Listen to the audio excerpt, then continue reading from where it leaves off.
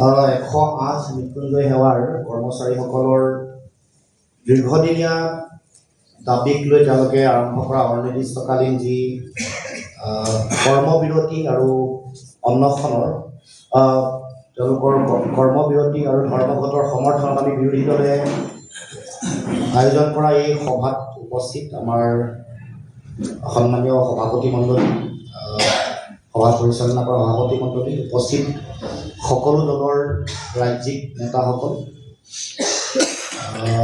108ৰ কৰ্মচাৰী সংস্থাৰ লগত জড়িত, মৃত্যুঞ্জয় সংস্থাৰ লগত সেৱাৰ লগত জড়িত হৈ থকা সভাপতি সম্পাদকে প্ৰমুখকৈ বিষয়ববীয়া কৰ্মকৰ্তাসকল আৰু এই সেৱাৰ লগত জড়িত হৈ থকা কৰ্মচাৰীসকল, মই সকলোকে মোৰ ফালৰ পৰা শ্ৰদ্ধা জনাইছোঁ আৰু সংগ্ৰামী অভিনন্দন জ্ঞাপন কৰিছোঁ।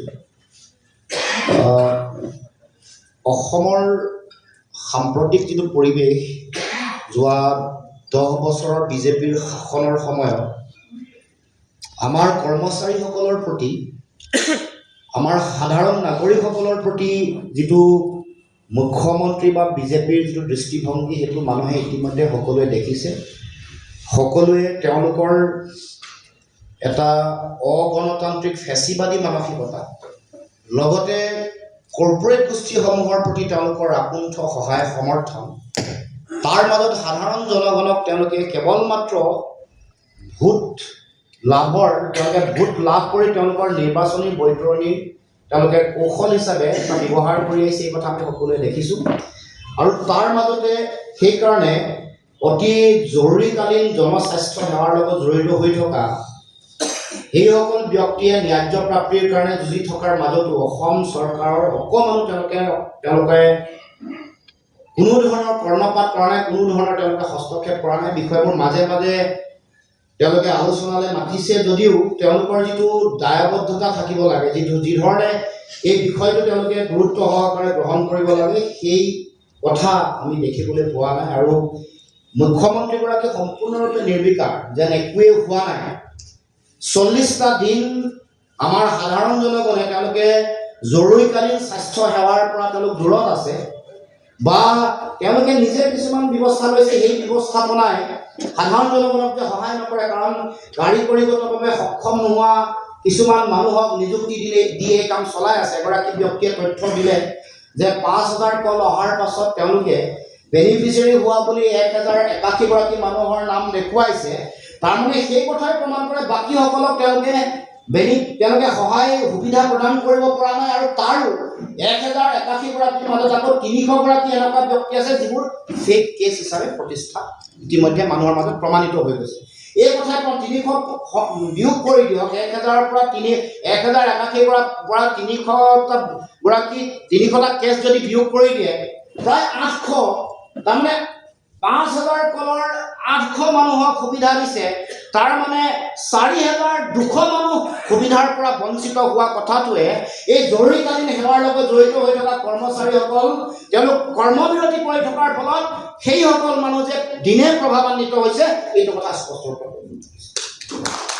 4000 পাৰ ডে যদি এভাৰেজ ধৰে, 5000 পাৰ ডে যদি এভাৰেজ ধৰে, তেতিয়াহ'লে 30 দিন পূৰণ কৰক, 5000 পূৰণ 30 দিন 15000, মানে 1.5 লাখ মানুহ এটা মাহত বেয়াকৈ প্ৰভাৱিত। 1.5 লাখ মানুহৰ যদি এই সেৱা নোপোৱাৰ কাৰণে যদি 50,000 মৃত্যুৰ মুখত পৰে, তাৰ কাৰণে জগৰীয়া চৰকাৰ, স্বাস্থ্য বিভাগ, NICM, তেওঁলোকৰ ডাইৰেক্টৰ এইসকলে ইয়াৰ কাৰণে জগৰীয়া। মানুহে বিশালতাটো চোৱা নাই, মুখ্যমন্ত্ৰীয়েও ইয়াৰ বিশালতাটো চোৱা নাই। 1.5 লাখ যদি আমি ধৰি ল'লো এনেকুৱা কেছ থাকিলে 12 মাহত কমাই দিলোঁ, 1 লাখলৈ নমাই আহিলোঁ 12 লাখ অংক কৰিবলৈ সুবিধা হোৱাৰ কাৰণে। 12 লাখ নহ'লেও 2 লাখ আৰু কমাই দিলোঁ, 10 লাখ এনেকুৱা কেছ যি নেকি এই 108ৰ সেৱা নোপোৱাৰ কাৰণে হয়তো কিমান মানুহ মৰিব পাৰে ঠিক নাই। গতিকে এই কথাৰ গভীৰতা মই সেইধৰণে বুজি পাইছোঁ। মই শুদ্ধ কৈছোঁ নে? মই গভীৰতাটো সেইধৰণে বুজি পাইছোঁ। আৰু গভীৰতা বুজি নোপোৱাৰ কাৰণে আজি মানে গভীৰতা বুজি পাইছে, কিন্তু যিহেতু তেওঁলোকৰ সাধাৰণ জনগণক লৈ তেওঁলোক চিন্তিত নহয়। ভোটটো বিচাৰিবৰ কাৰণে সেইকাৰণে এতিয়া এইবাৰ তেওঁলোকে ভোট চুৰি কৰিব, ভোটৰ নাম কৰ্তন কৰিব, এইবোৰ কৰিব তেওঁলোকৰ। এইবোৰ প্ৰক্ৰিয়া আৰম্ভ হৈ গৈছে আৰু প্ৰমাণো হৈ গৈছে। মই বহুত দিনৰ আগতে মোৰ হাতত তথ্য আছিলে 31টা এনেকুৱা সমষ্টি আছে য'ত নেকি তেওঁলোকে 25% পৰা 40% মুছলমান ভোটাৰ আছে, তাত 10,000কে মুছলমান ভোটাৰৰ নাম কাটিবৰ কাৰণে অফিচিয়েলি নিৰ্দেশনা দিছে মুখ্যমন্ত্ৰী অফিচত। অফিচিয়েলি তালিকাখন আছে। মই দুটা সমষ্টি কৈ দিছোঁ, নাওবৈচা আৰু তেজপুৰ, আৰু আছে, চবৰে নাম ক'ব পাৰোঁ। এই কামবোৰ তেওঁলোকে কৰি থাকে। সেইকাৰণে আমাৰো আমি দেখিছোঁ যে আমাৰ এইসকল কৰ্মচাৰীক লৈ তেওঁলোক চিন্তিত নহয়, আৰু তাৎক্ষণিকভাৱে GVK বুলি কোৱা যিটো কোম্পানী, এই কোম্পানীটোৱে বহু ধৰণৰ অন্যায় বহু আৰম্ভণিৰ পৰা কৰি আহিছে। টেণ্ডাৰ দিলে তেওঁলোকেই পায়, টেণ্ডাৰত তেওঁলোকেই কোৱালিফাই হয়, তেওঁলোকৰ লগত হয়তো গোপন সম্পৰ্ক কাপাৰ গোপন বুজাবুজি নিশ্চিতভাৱে চলি আছে। 5 বাৰ নে কিবাৰ হৈছে টেণ্ডাৰ, তাৰ মাজত তেওঁলোকে বাৰে বাৰে তেওঁলোকে পাই থাকে। আৰু এই আন্দোলন চলি থকা সময়ত 1100 মানুহ ৰাতিৰ ভিতৰতে কোনো ধৰণৰ আইন নমনাকে তেওঁলোকে চাফাই কৰি দিছে, তেওঁলোকক টাৰ্মিনেট কৰি দিছে। এইটোতো আৰু ভয়াৱহ কথা, ভয়ংকৰ কথা। তাৰপিছত যেতিয়া আন্দোলনৰ প্ৰকোপ দেখিলে তেতিয়া ফুল এণ্ড ফাইনেল ছেটেলমেণ্টৰ কাৰণে আকৌ নটিচ ওলাইছে। সেইটো আকৌ বেআইনীভাৱে কৰিছে, আগৰটোও বেআইনী, আৰু বেআইনী কাম। বেআইনীভাৱে কাম কৰাৰ পাছত এইটো প্ৰটেকশ্যন দিবৰ কাৰণে আৰু কিবা এটা নতুন। কিন্তু আমি দেখিছোঁ যে এই গোটেই কথাটো 3,000 কৰ্মচাৰীক তেওঁলোকক চলাই থকা দুৰ্নীতি। বেলেগ ৰাজ্যত 30,000, মেঘালয়ত 30,000 পায়, তেলেংগানাত 33,000 পায়।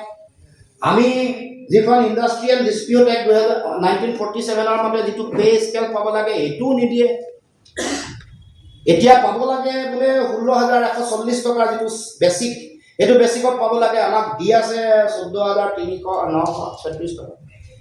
এইটো তাৰ উপৰিও ব্যাপক অন্যায়। এখন তালিকাখন আনিছে, আপোনালোকে জানে এই তালিকাখনত মানে এইখন তেওঁলোকৰ মানুহৰ নাম আছে, ইয়াত কিছুমান ফেক তালিকা তেখেতসকলে আনি মোক দিছে। এইবোৰ ফেক, এইসকল কৰ্মৰত অৱস্থাত নাই, কিন্তু ইয়াৰ পৰা তেওঁলোকে পইচাটো ওলাই গৈ থাকে।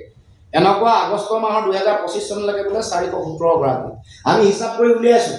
417 গৰাকী যদি দৰমহা যদি 20,000 মানকেও ধৰে, ন্যূনতম তাৰমানে এক্সট্ৰা অভাৰ টাইম পায়তো, 20,000কে ধৰিলে 417 83 lakh. 83 lakh per month corruption. 3 lakh কমাই দিছোঁ, 80 lakh. 80 lakh per month corruption. আৰু 12 মাহে যদি পূৰণ কৰিছে, 12 মাহে পূৰণ কৰা 10 কোটি টকা, এৰাউণ্ড 10 কৰোৰ, 10 কোটি টকা সেইটো ডাইৰেক্ট কাৰাপশ্যন।